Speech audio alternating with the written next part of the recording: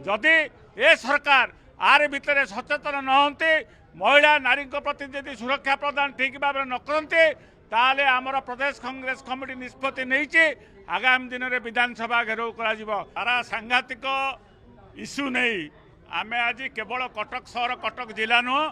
सारा राज्य में दाबीपत्र दि जाऊँगी कांग्रेस दल तरफ जेपरी भाव में दीर्घ 9 मास भितर ओडिशा रे नारी निर्यातना बढ़ी बढ़ी चली महिला प्रति अत्याचार बढ़ी बढ़ी चली युवती मान प्रति अत्याचार बढ़ी बढ़ी चली एवं विशेष भाव में बालेश्वर बरगढ़ कटक कटकर मध्य गोटे इटाभाटी गोटे झील को जपरी भाव में निर्मम भाव में अत्याचार करा जायछि तार प्रतिवाद रे आज आम ओडिशा प्रदेश कांग्रेस कमिटीर सभापति भक्तचरण दास को आह्वान क्रमे सारा ओडिशा रे जिलापाल कार्यालय सम्मुख में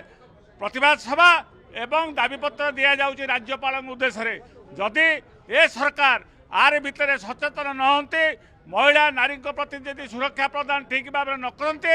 ताले आमर प्रदेश कांग्रेस कमिटी निष्पत्ति नहीं आगामी दिन में विधानसभा घेराव कर आमर निष्पत्ति आज आम दाबीपत्र देचु एवं चेताई देचु सरकार को तुरंत तार समाधान करंतु तो आगामी दिन में कांग्रेस राजरास्ता लड़ाई करेंगे कई आम भितर बेग नहीं समस्त आम एका कांग्रेस दल गोटे फूल